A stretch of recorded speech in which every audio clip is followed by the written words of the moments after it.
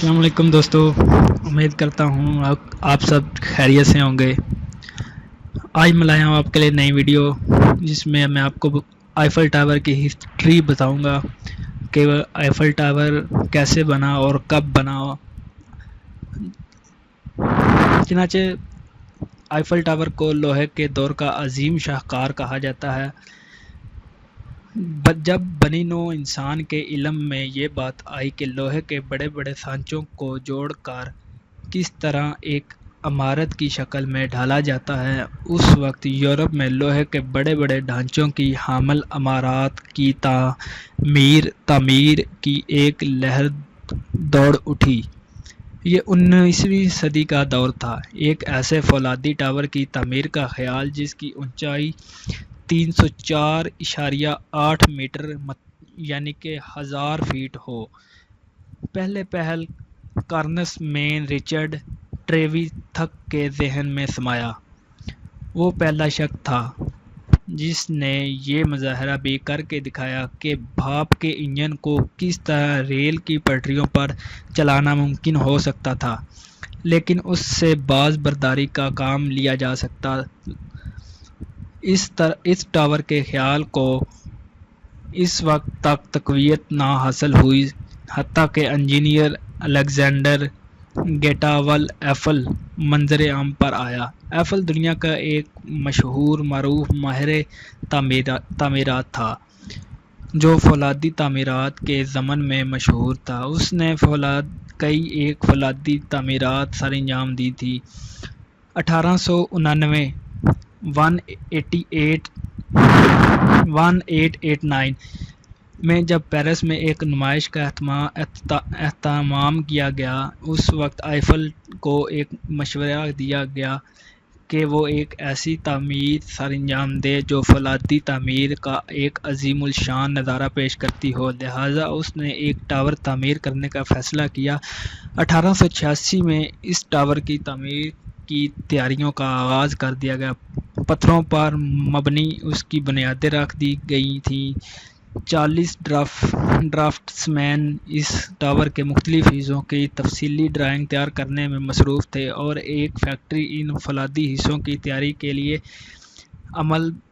ربع عمل ہو چکی تھی۔ جوں ہی 1899 میں نمائش کے افتتاح کا وقت قریب آیا تو ہی ٹاور کی تعمیر کا کام زیادہ زور جوش جذبے اور ولولے کے ساتھ سر انجام دیا جانے لگا۔ اگرچہ سردی اپنے جوبن پر تھی، لیکن اس کے باوجود بھی سینکڑوں کاریگر لوہے کے گارڈروں کو آپس میں جوڑنے میں مصروف تھے۔ اس کام کو مکمل کرنے کے لیے ڈیوٹی کے اوقات کار سے زائد اوقات تک کام سر انجام دے رہے تھے۔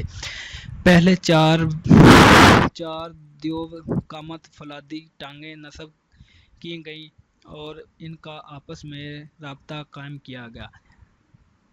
57.9 میٹر 190 فٹ کی بلندی پر ایک پلیٹ فارم تعمیر کیا گیا۔ اس پلیٹ فارم پر ٹاور کا دوسرا حصہ تعمیر کیا جانا تھا۔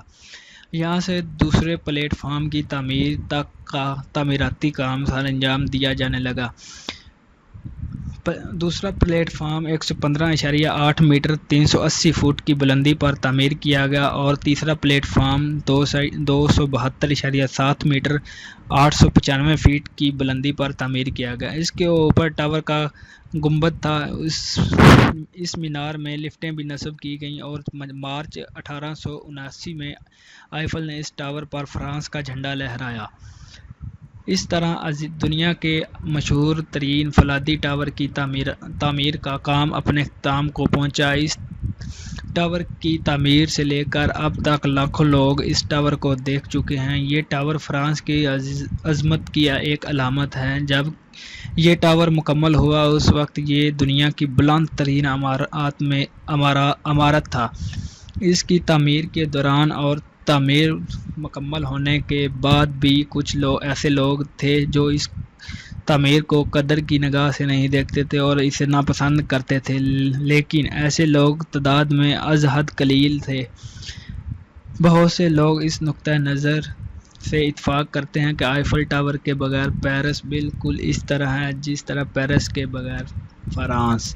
تو دوستو یہ تھی آئیفل ٹاور کی کہانی جو کہ میں آپ کو بتائی، امید کرتا ہوں آپ نے پسند کی ہوگی۔ آئیفل ٹاور کے بارے میں حقائق ہیں دو جو کہ میں آپ کو بتا دیتا ہوں۔ اس کی اونچائی جو ہے وہ 320 میٹر مطلب 1040 فیٹ ہے، اور وزن اس کا ہے 700 ٹن 700 ٹن۔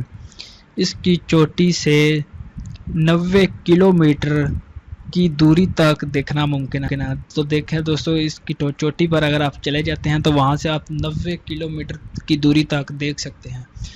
امید کرتا ہوں کہ آپ نے ویڈیو پسند کی ہوگی، اور میرا پیج سبسکرائب کرنا نہ بھولیے گا۔ تو آپ مجھے لائک اور کمنٹ کر کے بھی بتا سکتے ہیں۔ شکریہ دوستو، اپنا خیال رکھیے، اللہ حافظ۔